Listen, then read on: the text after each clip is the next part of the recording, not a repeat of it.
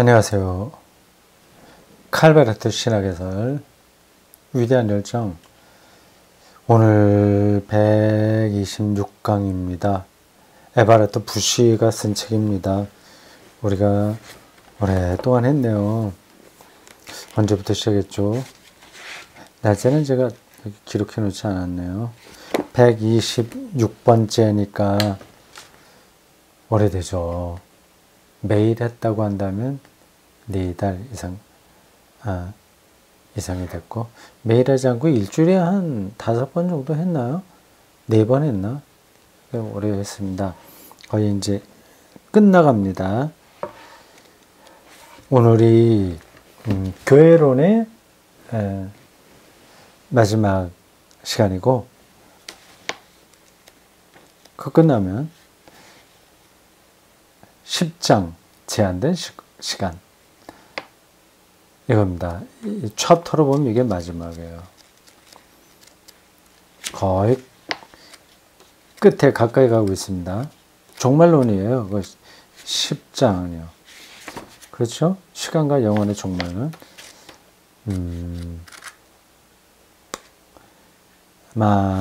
첫 번째 시작한 게 말씀론 아닐까요? 말씀이란 무엇인가로부터 시작해서 종말로 끝나는 것 같습니다. 그럼 뭐 말씀론이라고 딱 이렇게 되어 있지는 않네. 네, 됐습니다.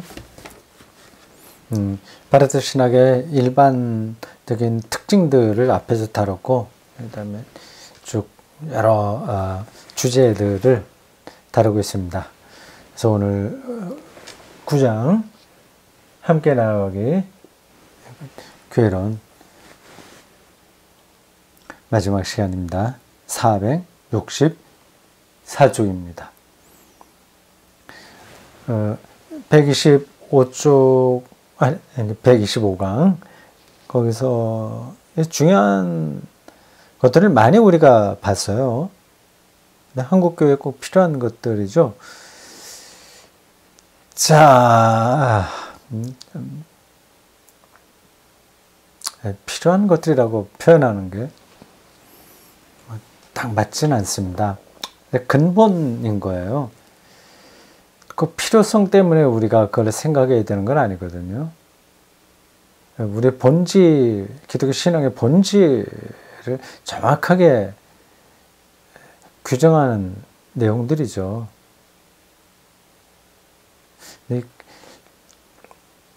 근데 이게 우리가 살아가는 거하고도 좀 비슷합니다. 근데 정신없이 돈 버는 데만 마음을 다 쏟고, 마음과 시간 모든 것을 쏟고 살 수도 있잖아요. 그게 급하니까요. 그렇게 살다가 늙죠. 그리고 죽죠. 그렇게 사는 사람이 있고, 자본주의 체제에서 어쩔 수 없이 돈을, 이게 없으면 안 되니, 그리고 많을수록 좀 살아가는 데는 편리하니까 돈 버는 일을 무관할 수는 없으나 삶이 뭐냐 하는 걸 생각하면서 사는 사람이 있습니다. 그럼 시행착오를 하더라도 훨씬 적게 하는 거죠. 근데 그런 거 전혀 없으면 어디로 갈지 모릅니다. 사람은 가만둬두면요. 자연적인 인간의 본성이라고 하는 게 그렇게 꼭 선하지는 않아요. 기독교 신앙도 똑같습니다. 교회도 마찬가지예요. 이러한 신학적 성찰을 부단하게 유지하지 않으면 교회는 쉽게 엉뚱한 길로 떨어지게 됩니다.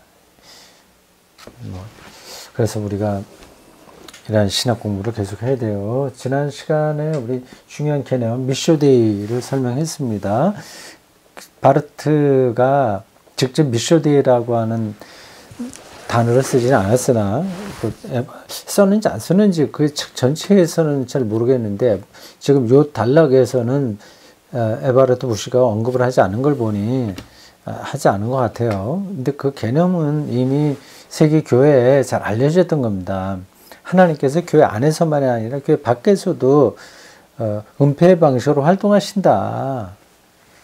그게 이제 하나님 선교의 개념이거든요. 그렇게 해야만 교회의 본질이, 그걸 이제 부인하지 말아야만 교회가 교회다워질 수 있다. 그 얘기입니다. 지난 시간, 네, 그 뒷부분에서 본 이야기예요.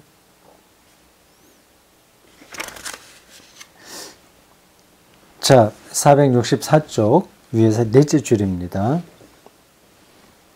중요한 것은 바로 그 인식이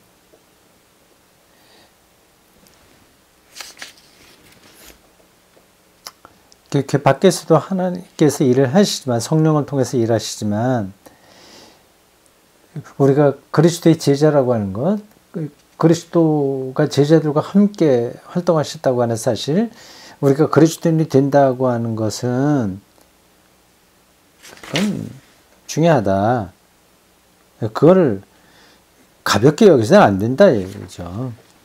중요한 것은 바로 그 인식이 어떤 정적인 소식의 전달이 아니라는 사실이다. 자기들끼리만 교회 공동체 모여서 뭐 잘 먹고 잘 사는 식으로 있는 거, 그런 게 이제 정적인 소식 전달. 그러니까 예수가 그리스도시요, 뭐 복음을 우리가 그를 믿으면 의로워집니다. 뭐 그런 게 이제 그 테두리 안에서만 있으면 정적인 거죠. 그 인식은 우리를 운동하게 만든다. 그 인식이 예수 그리스도의 제자가 됐다고 하는 그 인식이 세상이 하나님과 화해되었다는 사실의 인식이라고 한다면, 하나님이 세상에 살아가서 이처럼 살아가서 독생자를 주었으니 이는 그를 믿는 자마다 죽지 않고 영원한 생명을 얻음이라. 요한복음 3장 16절인가요? 세상을 사랑했다. 그 화해의 현실성이 일어났다. 그런 인식이라면 그것은 우리를 그 즉시 그 밖의 세상과의 관계 안에 위치시킨다. 교회 공동체 밖을 늘 의식해야 되는 거죠. 교회가 없어도 세상은 멸망하지 않는다는 것이 사실인 것처럼, 뭐 이상하게 생각하지 마십시오. 섭섭하게 생각할 것도 없어요. 교회가 없어진다고 해서 뭐 하나님이 일을 못하는 건 아닙니다. 교회는 자신의 상대편인 세상이 없다면 멸망하게 된다라는 것 또한 사실이다. 교회가 없어도 세상은 멸망하지 않는다는 것이 사실인 것처럼, 교회는 자신의 상대편인 세상이 없다면 멸망하게 된다는 것도 사실이에요. 뭐 역설적인 건데 전달이 됐죠. 참 우리 입장에서는 조금 좀 손해보는 이야기처럼 전달될 거예요. 교회의 특성이 하나님께서 세상과 화해하셨다는 사실의 인식이라면 교회와 화해한 게 아니라 세상과 화해했다는 겁니다. 그와 함께 교회는 자신의 주변 세계에 대해 화해의 증언으로 부르심을 받고 있는 것이다. 이제 교회는 무슨 소용인가? 라는 물음에 대한 바르트의 대답이 주어진다. 정말 교회는 소용 있죠. 교회는 그런 증인이 되기 위해 존재한다. 그 얘기입니다. 증인이라고 하는 건 앞에서도 한번 강조된 겁니다. 증인으로서의 교회예요. 증인이지 우리가 구원자는 아닙니다. 증인이 되기 존재한다. 증인이 되기 위해 존재한다. 참 중요한 표현입니다. 꼭 기억해 둡시다. 저도 기억해 둬야 되겠습니다. 교회는 증인이 되기 위해 존재한다.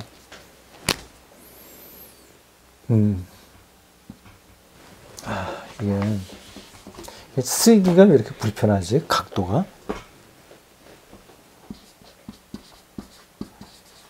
증인이 되기 위해 존재한다. 우리가 주인공이 아니라 주인공을 증언하는 거예요. 하나님이 세상과 화해했다고 하는 사실을 증언하는 겁니다. 교회와 사회가 분리되어 교회가 자기 자신 안으로 퇴각하거나 혹은 사회 교회에서 그것의 최종적인 욕구들을 만족시켜 주겠다고 제안하게 되는 것은 교회에 닥친 위험이 아니다. 바르트는 그와 같은 과정이 오히려 교회를 위한 기회가 될 수 있다고 가르쳤다. 그래요? 왜냐하면 교회는 이 과정을 통해 자신의 대상이 생성되고 있다고 이해할 수 있기 때문이다. 세상이 살아나는 거지. 그러니까 교회가 너무 설치지 말고 저 한국 쪽 구석에 있는 게 오히려 낫다. 그 얘기네요. 예상외가 아니라 참 바르트다우네요. 바르트다워요.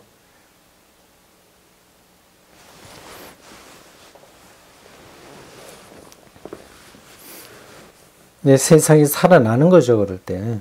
그 결과 교회는 복음의 증인으로서 자신 밖의 사회와 만나고 연대할 수 있게 된다.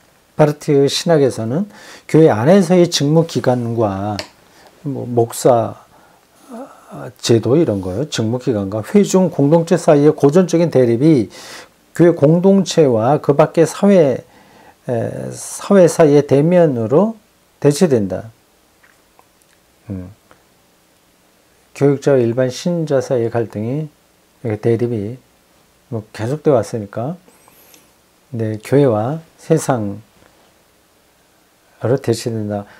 이렇게 연결을 시키는군요. 이렇게 교회는 일종의 교육자고, 세상은 일반 신자들인 거죠. 물론 과거의 대면에서처럼 한쪽이 지배하는 패턴은 새로운 대면 안에는 없다.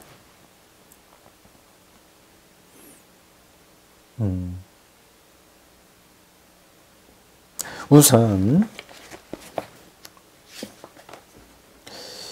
교회의 과제를 이와 같이 새롭게 규정하는 것은 증언하는 공동체죠. 교회가 비교회적인 세상과 결속해야 한다는 것이 아니라, 결속하는 게 아니라 교회가 자기 이해를 자기 목적으로 삼는 것을 막아준다는 의미를 갖는다. 자기 목적을 위해서 존재하는 게 아니라는 사실을 정확하게 이해하고 있어야 됩니다. 소금과 같다고 예수님 말씀도 하셨죠. 소금이 자기 잘난 척하고 있으면 됩니까? 그건 짜게 하는 역할만 하면 돼요. 이 세상이 세상 되게 하는 겁니다. 바르트에게는 대단히 사회 변혁적인 신학이 내재해 있습니다. 자기 목적으로 삼는 교회, 이건 한국 교회 신자들은 대개가 이런 데 머물러 있을 거래요. 사회법보다도 교회법이 우선한다? 이런 얘기 하잖아요. 참. 선동하는 거죠. 그 선동이 솔깃하니까 교회 신자들은 박수 칩니다. 교회는 인간으로 구성된 피조물 곧 본성에서 자신과 다른 그 밖의 인간적 피조물을 위해 존재하도록 규정되어 있는 피조물이다. 타자를 위한 존재. 이건 보네포도 그렇게 얘기를 했죠. 교회는 타자를 위한 존재. 이 과제를 실행할 때만 교회는 또한 자기 자신을 위해서도 존재할 수 있다. 세상에 소금의 역할, 짠 역할을 해야만 소금이 남아있을 수 있는 거죠. 교회는 자신의 중심을 자기 외부에 두면서 실존한다. 이해됐죠? 교회는 자신의 속한 세상 안에서도 자기 자신에 관계되는 것이 아니다. 철저하게 자신의 주변 세계와 관계를 이루며 존재한다.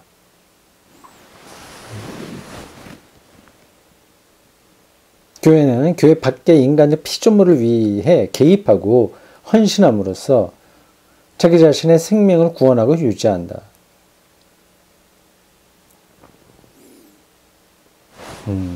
교회 밖의 인간적 피조물을 교회 밖.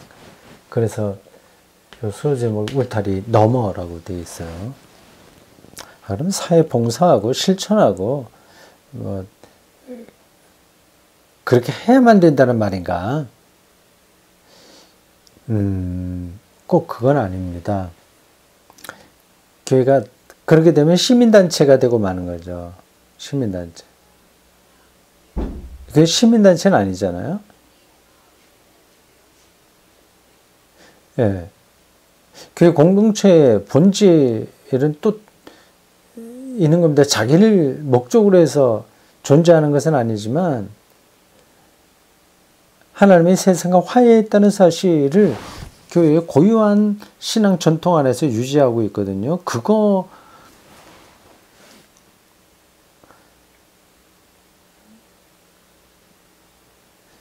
그 사실을 등한히 하고 무조건 세상을 위해서만 존재한다 하면서 뭐 구호단체처럼 성격 규정을 하면 그것도 좀 문제가 되는 거죠. 지금 그걸 얘기하는 건 아닐 겁니다.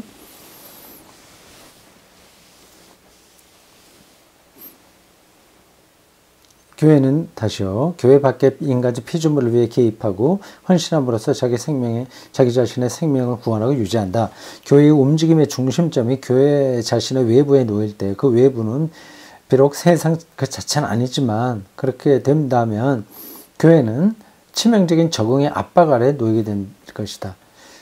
치명적인 적응의 압박이 너무 어색한 번역이네요. 하나님께서 염려해 주시는 세상이다. 다시요. 그 외부는 세상 그 자체는 아니지만 하나님께서 염려해 주시는 그 세상이다. 그 사실이 교회로 하여금 자기 목적적인 결속체가 되지 않도록 해주고 너무 많은 에너지를 교회 내부에 교회 자체적인 일에 소모하지 않도록 막아준다. 예, 뭐 맞는 이야기죠. 자기 자신을 유지하기 위해서 모든 교회 에너지를 쏟고 있는 한국교회로서는 귀담아 들어야 될 이야기입니다. 이것으로부터 교회의 파송이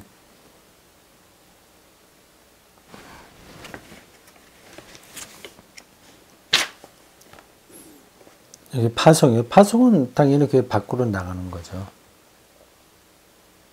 파송이 교회의 존재에 없어서는 안 되는 것이라는 사실이 분명해진다.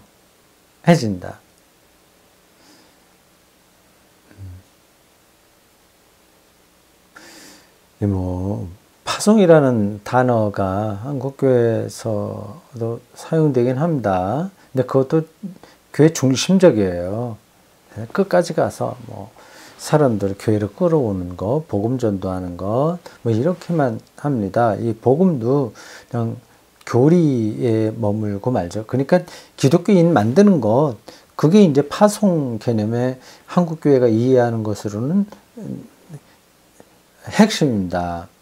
바르트가 말하는 이런 차원으로 가지를 못하고 있어요.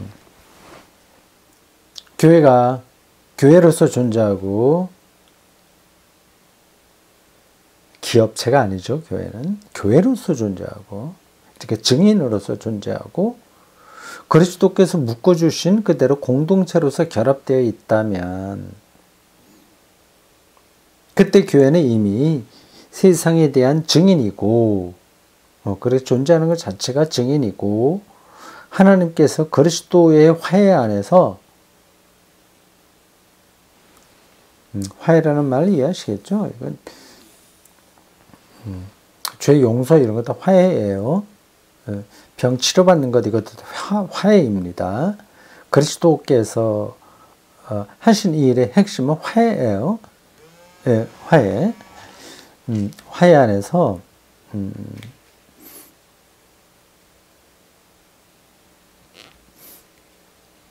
원칙적으로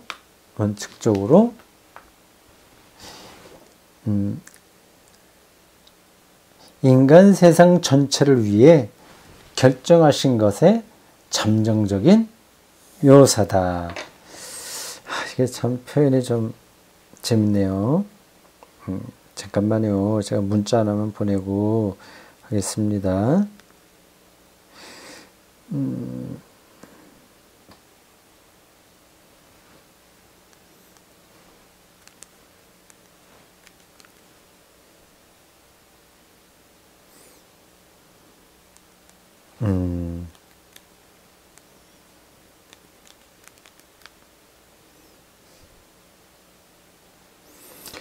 자, 그러면 이렇게 문제 다 썼죠? 좀 시간이, 예.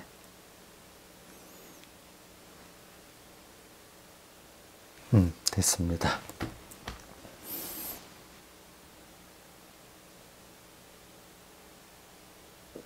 그 문장 다시 보겠습니다.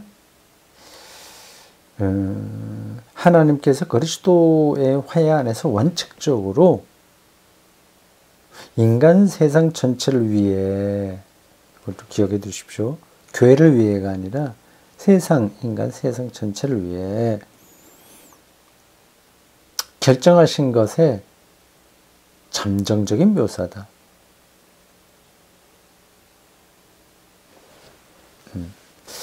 그래도 요건 참 번역이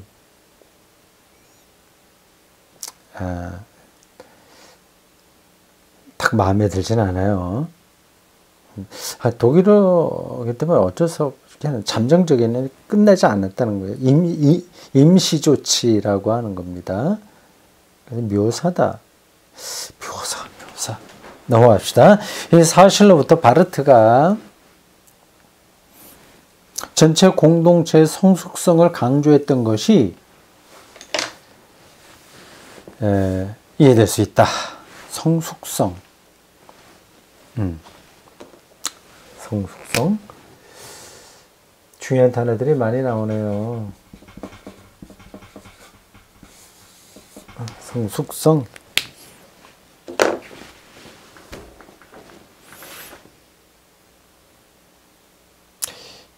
성숙한 인간이 무조건 구원받는 것은 아니나 교회 공동체가 교회다워지려면 성숙한 자세를 지니는 것은 기초입니다. 그걸 전제하고 그 다음에 하나님의 우리의 성숙성을 뛰어넘는 하나님의 은총을 기다려야지, 그를 받아야지. 그 미몽의 상태에서 은총만 바란다는 것은 이건 말이 안 되는 겁니다. 아예 기독교가 그렇게 시작된 것도 아니에요. 근데 뭐 한국교회에서는 성숙한 거 뭐 별로 좋아하지 않지. 뭐 어린아이라고 하는 말을 통해서 뭐 순진하고 뭐 무조건 순종하고 뭐 이런 쪽으로 가고 있어요. 근데 이게 왜 먹히냐? 성숙하게 생각하고 살려면 피곤해서 신자들도 그거 원하지 않은 겁니다. 그냥 교회 권위, 좀 카리스마가 있는 담임 목사에 대한 맹종, 이게 편한 거예요. 그리고 그분들은 믿을만 하니까 사실 또 괜찮은 분들도 많거든요. 그렇게 믿고 그런 관계를 맺고 우리가 뭐 다 아는 게 아니니까 또 인격적이고 괜찮은 그런 교육자들과 또 교회 여러 조직들 안에서 가는 방향이 어느 정도 괜찮다고 한다면 그대로 하는 게 편합니다. 이거저거 다 생각하려면 힘들거든요. 근데 그게 잘못돼서 미몽으로 떨어지게 되는 거죠. 성숙성은 교회가 교회 밖의 사회에 대해 그것의 상대자로서 증인을 데려갈 때 필수 조건이 된다. 교회 밖에는 미숙하면 상대를 안 해줍니다. 기독교인들을 유치하게 보는 거예요. 성숙한 교회는 가장 우선적으로 어떤 교회 기관이 내는 단일한 음성의 자리에 그리스도교적인 증인들의 다양성이 등장하도록 허용한다. 다양성. 이와 같은 증언으로 서품을 받은 사람은 바르트에 의하면 교회의 직분자들만이 아니다. 교회적인 봉사로 서품 받은 사람은 세례받은 그리스도인 전체다. 근데 여기 서품이라고 하는 단어는 어울리지는 않습니다. 이거는 어떤 가톨릭에서 많이 쓰는 용어인데 안수받았다고 하는 게 맞는 것 같아요. 서품이라고, 안수. 독일어는 뭔지 모르겠습니다만은 서품이라고 우리가 개신교에서는 표현 안 하잖아요.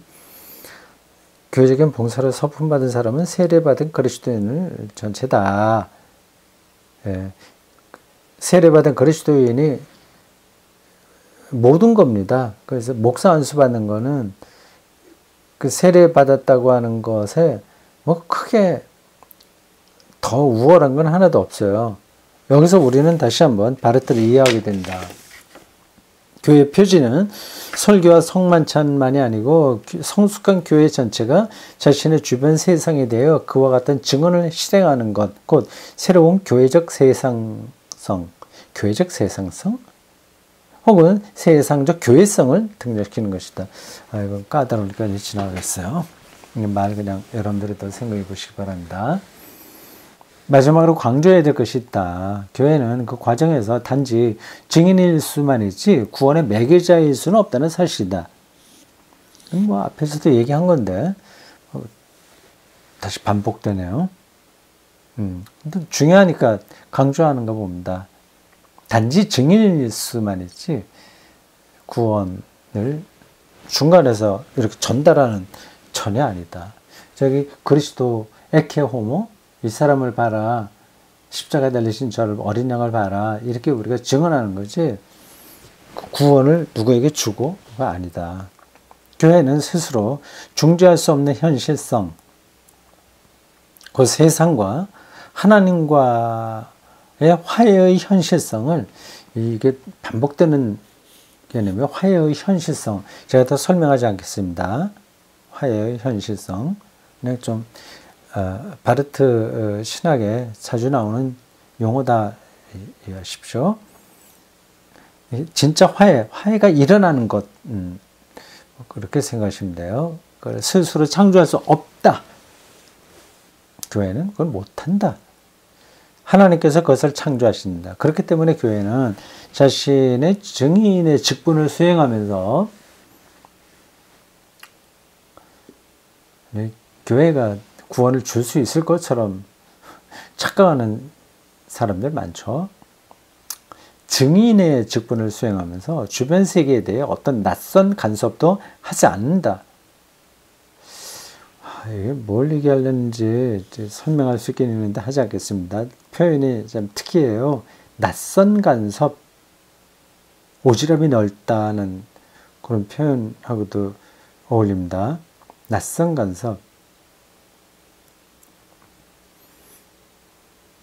한국교회가 그런 걸 많이 하죠. 정작 중요한 것은 나무라라 하고 차별금지법 이런 거는 들어가서 반대 많이 하죠. 이게 낯선 간섭이에요.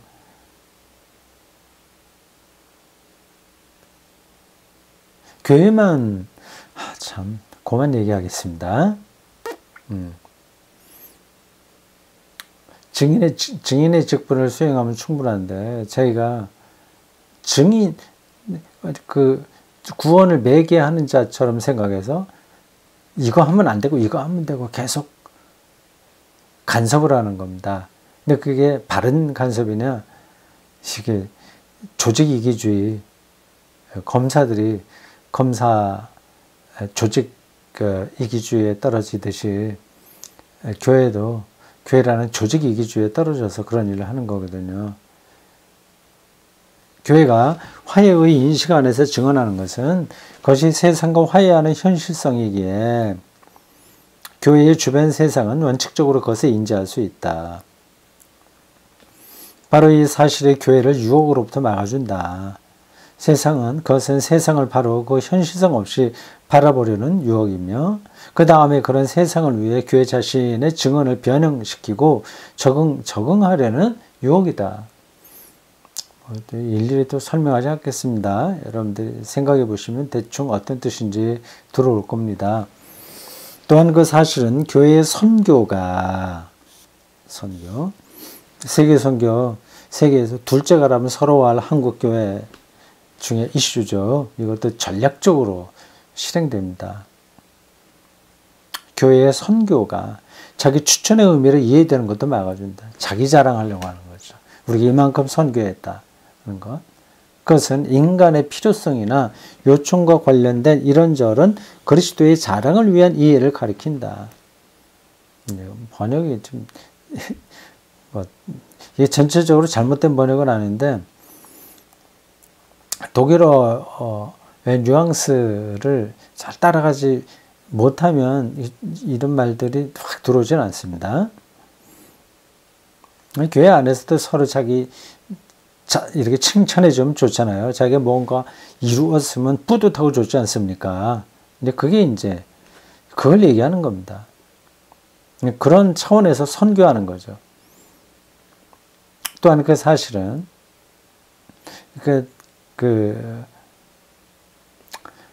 제3세계 선교 가서 제3세계에 있었던 모든 문화들을 우상 숭배라고 타파해버리는 식의 선교, 이게 이제 자기 자랑질이죠. 또한 그 사실은 교회 공동체가 자신의 증언을 듣는 수신자들과의 관계에서 후견인의 역할을 하지 않도록 막아준다. 후견인 역할을 하려고 하는 거죠. 선교사들이 그런 일을 많이 했죠. 우리나라에 와서. 다 그렇다는 게 아니라 전반적인 흐름이 좀 그랬습니다. 선교사들은 굉장히 아버지처럼 높은, 그리고 이제 조선민족 사람들은 뭐 아무것도 모르는 사람처럼 생각들 했죠. 후견인 역할 하지 않도록 막아준다. 다시 말해 교회가 증언의 수신자들에게 마치 자신의 구원에 필요한 사물들의 소유자이고 관리자인 것처럼 행동하지 않도록 막아준다.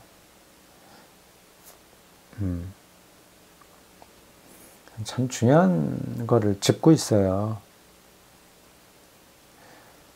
이렇게 이런 데 떨어지기가 정말 쉽습니다. 후견인 역할이란 나오네요. 인간이 마치 다른 인간이 자신의 객체인 것처럼 권력을 행사하는 것.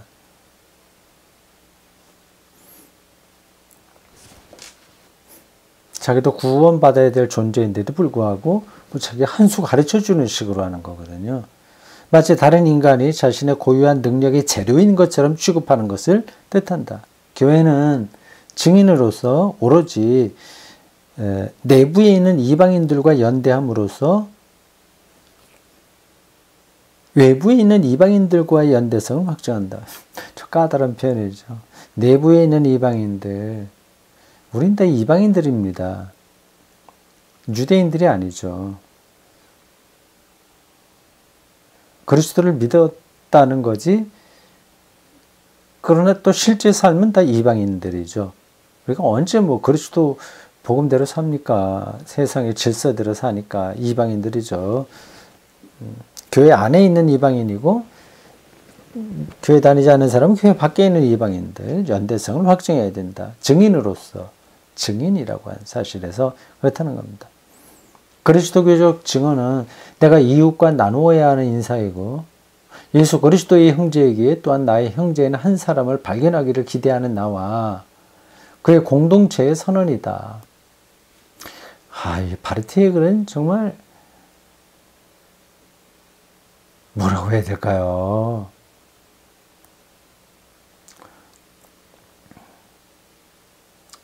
특이합니다.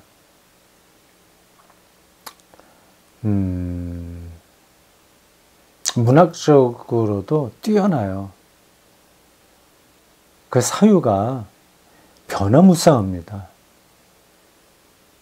이거 그 무협소설의 그 고수 아주 칼잡이 고수의 칼솜씨를 보는 것 같습니다. 화려해요. 그래서 무슨 말이 나올지 모르겠어. 근데 그게 다 통하고 있어요. 춤을 추듯이 신학을 하고 있습니다.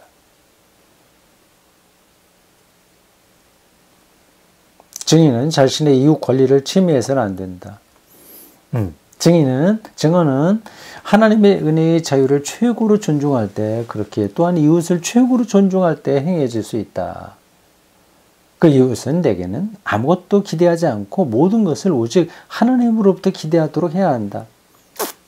나를 의지하게 하지 말고 하나님을 의지하게. 그러나 나는 그 이웃에게 한 가지를 기대할 수 있는데 그것은 참된 말씀을 듣는 것이다. 열린 교회는 그와 같이 스스로를 나타내게 된다. 말씀을 증언하고 그걸 기대하는 사람들과의 그 관계가 깊어지는 것. 열린 교회인 거죠. 울타리를 넘어서 열린 있는 무리들이 바로 교회다. 여기까지입니다. 재밌었죠? 여기까지로 교회론이 마칩니다. 다음서부터 이제 127강 종말론 마지막 10장이 되겠습니다. 여기까지입니다. 마치겠습니다. 수고하셨어요.